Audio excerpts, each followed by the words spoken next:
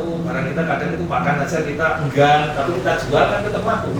Tapi kan namanya hati murah, nggak bisa ditipu kan kalau kita.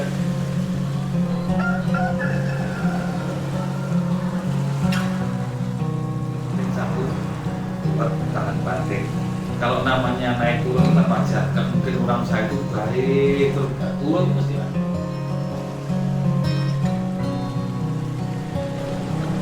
Assalamualaikum warahmatullahi wabarakatuh. Halo Sobat Uma, ketemu lagi di channel kita Belajar Uma. Oke, hari ini kita berada di selatannya kota Blitar. Oke, kita nanti akan ketemu dengan seorang guru inspiratif. Beliau juga seorang pebisnis ulung di bidang ayam petelur. Siapa dia? Nanti kita akan menuju ke rumah beliau.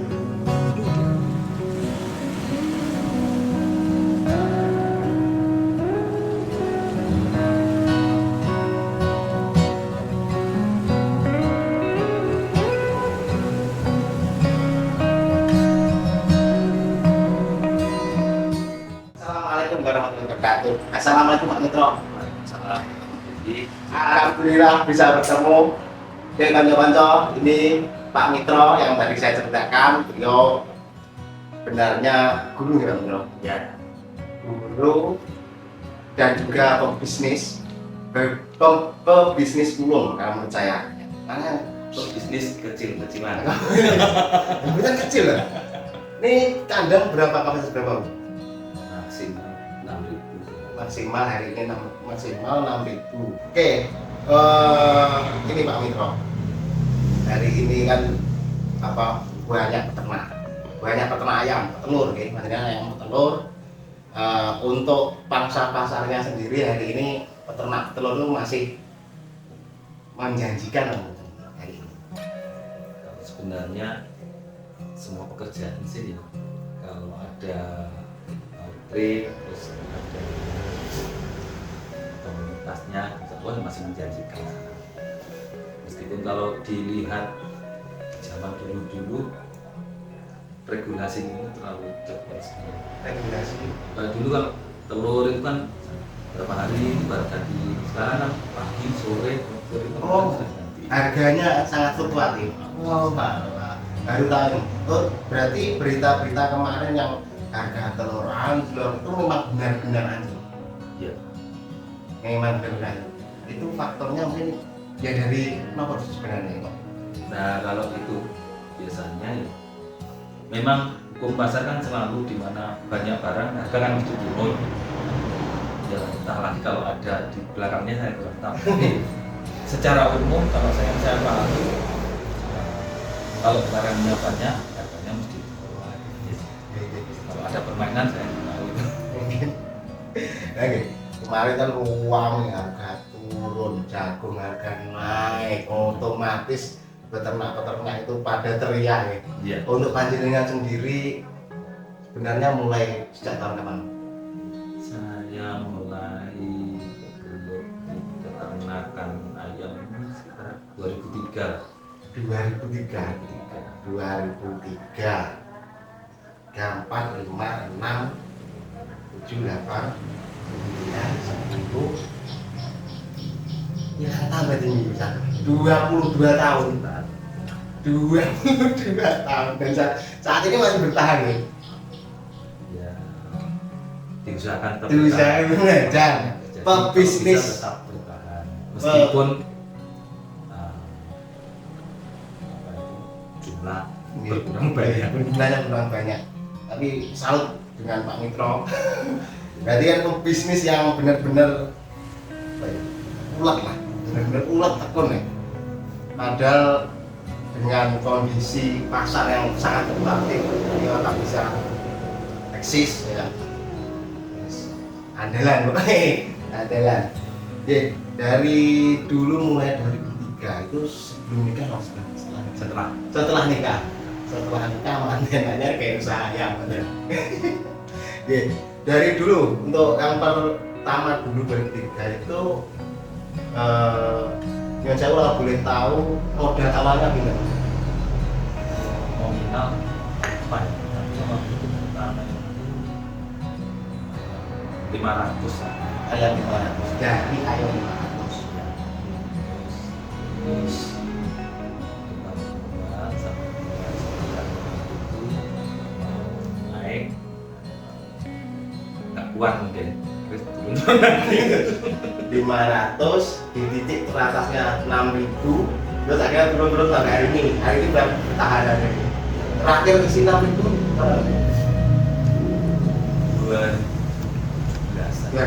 sebelum corona. Jauh. Jadi kalau corona kemarin itu pengaruh nggak itu di kalau aku nggak pengaruh ya untuk telur tuh aman. masalahnya banyak dibutuhkan orang soalnya kan kayak telur itu kan meskipun bukan makanan instan tapi kan lebih atau sangat mudah Udah. mau dikonsumsinya kan Pecah ceplok. Nah, Beres. Untuk dulu kok 2003 setelah nikah gitu, setelah nikah ini lah aku loh, aku nikah ya duit tak kirim lah karena bujone nggak malah bangun usaha itu resikonya ini jadi tinggi itu ceritanya dia bisa aduh kan sebelum telurnya kan yang KGO terus pas masa itu tahun musimnya flu burung bulan depan mungkin itu terus 2 kali angkatan itu kena terus kena flu burung berarti nggak bisa dijual hari itu. nggak bisa mau ayam dalam waktu 3 hari ayam 2000 itu bisa habis Dalam 3 hari ayam 2000 habis flu burung. tanpa sakit terlihat kan tanpa sakit sama makan mati tapi Oh, nah tuh kecil cili paling sama-sama. Jadi nggak tahu ternyata seganas itu gitu. Dan itu juga menular ke manusia juga. kalau itu kurang tahu tapi kan biasanya kalau flu burung itu kan sifatnya kan endemi satu lokasi. Nah kebetulan itu 2 kali musim yang saya gunakan itu 1 kali kena jeda 3 bulan saya masukkan lagi ayamnya kena lagi. Tapi cuma kandang saya yang lainnya enggak sekitarnya. Oh, sekitar sini. Dari sekitar apa seperti itu. Oh, jadi ini pas nanti. Ya. Kok saat itu kan otomatis nggak bisa dijual, ya otomatis nggak bisa dijual. Terus kok cik nekat minum gas terus apa yang dilakukan hari itu apa? Kan enggak biasanya kerja di ayam terus mau ayam sayur lagi kok kayaknya trauma akhirnya terus pindah ke ayam gimana Pada saat itu berarti sisa uang itu itu nggak tahu pinjem atau sampai pinjam loh. Ada 2000 ekor kan banyak ya sampai takkan pinjam. Bisa-bisa nggak saat itu tadi termasuk bisa. Saat itu banting setir ke unggas lagi tapi untuk ayam sampai hari ini. Berarti hebat. Lo dulu kan berarti suka-dukanya paling mesti sudah dicurahkan di ayam loh. Kalau di petelur ini ada beda. Bedanya itu kalau ukuran jangka waktu umur ayam itu kalau ayam sayur itu kan paling 4 hari maksimal 4 hari itu sudah habis kan. Kalau telur kan tahu jadi namanya grafik itu kalau ayam telur itu kalau pas lama ya apa kalau sepi ya bilang gitu. Kalau ayam telur itu sebenarnya kalau dilihat kan masih ada turun karena harian meskipun kadang itu tapi kan ya kadang mengalami pas harga yang naik kadang harga yang turun jadi kan kalau dihitung itu biasanya kan paling pas tahun Kalau harga buruk itu rendah kalau sampai mepet lah sampai pinggul mepet enggak. Kemarin itu bahkan rugi. Kenapa kan rugi? Ada rugi itu kita tenaga sudah nggak dihitung aja masih rugi. Oh, pernah gitu. seperti itu. Gitu. Kalau paling tinggi memang harga Ini paling tinggi sekitar pernah tertinggi ini tahun-tahun ini nggak tahu kemarin sekitar 30 kan dari kandang dari sejarah dalam sejarah paling sejarah itu pun nggak lama 1 minggu. Wah, ya pasca rame-ramenya untuk naik itu terus mulai agak stabil karena sampai segitu mungkin karena populasi di kita sendiri mungkin sudah agak ada menurun sehingga hasil telur jelas agak berkurang makanya harganya besar tapi nggak lama standarnya ya sekitar di bawah 35 sampai sekarang calon.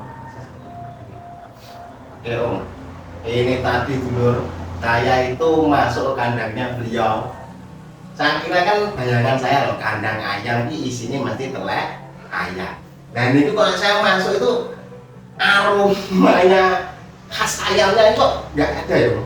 Kok masuk nyaman, saya di sana itu tetap nyaman gitu loh, nggak mengganggu. Dari sini pun padahal kandangnya juga mepet. Dari sini pun baunya tipe kok, ada obat tertentu kah atau ada?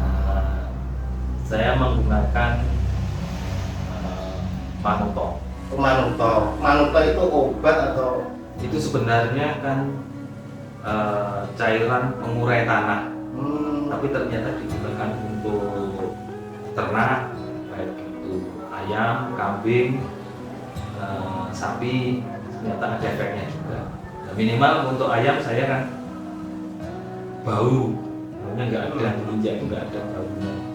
Kalau Miranda sendiri kan meskipun kita dekat itu nggak ada baunya. Biasanya kalau ayam itu kan cenderung aromanya kan khas ya. Kadang rumahnya di pinggir jalan, di jalan gitu aja sudah ada oh ini kandang ayam. Makanya banyak kandang ayam yang ada di tengah sawah gitu loh. Tempat yang terpencil. Dengan tempatnya terpencil tapi kok nyaman nanti baunya ya. Jadi Manuto ya. Manuto itu produknya dari Pondok Momosja Nganjuk. Oh, alah. Pondok itu saya konsen ke apa itu pertanian ya, pemberdayaan Ya, budaya. Oke. Jadi memang itu efeknya sangat signifikan. Iya. Selain di kotorannya gitu.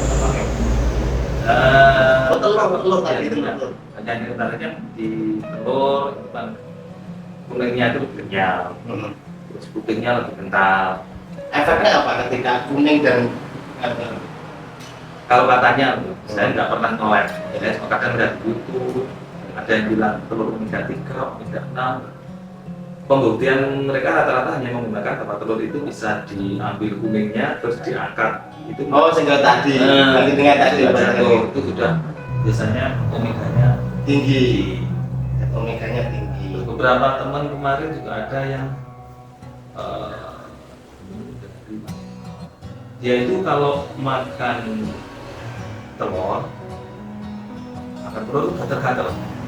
Nah terus nyoba kata kesini saya buatkan telur dadar sama telur rebus coba makan satu apa dua apa akhirnya bawa ada cuma satu.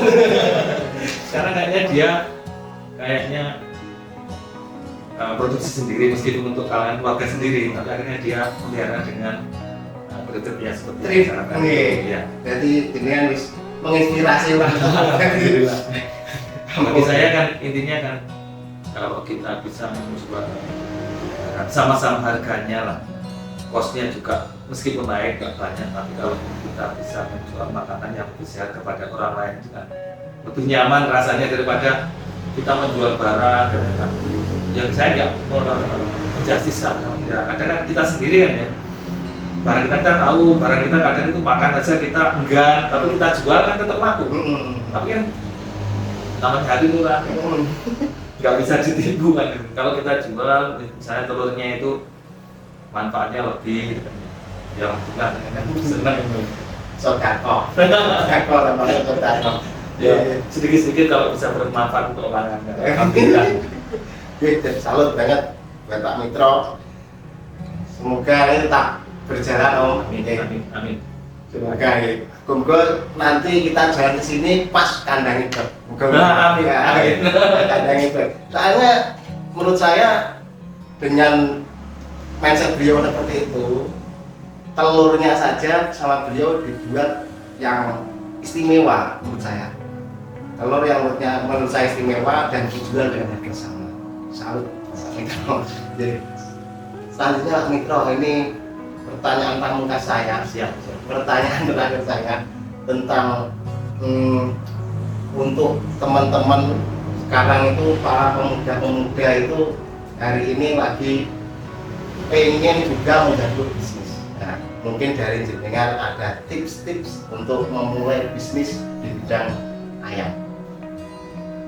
Sebenarnya sama saja. Kita ngacu pada kalau namanya orang usaha, semua yang sama. Yang penting satu, tetap tahan banting. Kalau namanya naik turun itu kan wajar, nggak mungkin orang usaha itu baik terus turun itu pasti ada. Nah, kadang kan pada saat turun itu yang namanya masa-masa sulit kan di situ. Dia itu sebenarnya kuat enggak? Artinya kuat itu bertahan itu mencari solusi bagaimana agar itu bertahan. Misalnya kalau di ayam itu ya mungkin kadang bahkan dicampur dengan satu yang lain yang penting nggak mengurangi kualitas, tapi dengan bahan yang lebih murah. Ya, itu kan sebenarnya kan hanya teknik, sama bos, semua usaha kan seperti itu, sama saja. Intinya ya pada saat misalnya tinggi, kalau bisa tetap punya cadangan. Untuk satu saat mesti ada masa-masa di bawah itu mesti ada. Yang seperti sama saja. Intinya ketika tinggi harus ada saving untuk nanti ketika pas jatuh gitu ya. Siap-siap lah. Nggak berharap. Jadi nama orang usaha kan berada naik turunnya. Kebanyakan kan ya kalau pas naik tulis enak-enakan, pas waktu turun nggak ada yang digunakan untuk backup. Kalau skala kecil saja, kalau besar mungkin sudah itu manajemen bisnis sudah. Nah, kalau kita ngomong dari manajemen itu ya, kalau namanya orang usaha kan di manajemen seperti itu sudah mengharuskan. Oke, gitu dulu. Ya daging tak di sini, isinya daging semua. Tipsnya yang penting pengusaha itu harus ulet tahan banting. Ojo mek pengen enak etok, pas enak etok. Kudu yo ngrasane kejrune, kudu ngrasane. Oke, mungkin itu pertemuan kita, ngobrol-ngobrol kita dengan Pak Mitro. Tetap ikuti channel kita di Belajar Umak, insya Allah pada parang. Dari saya, jangan lupa like, share, and subscribe-nya aja lali dulu. Muga-muga sesuk-sesuk dolan yang peternak yang lain. Dari saya cukup sekian. Assalamualaikum warahmatullahi wabarakatuh.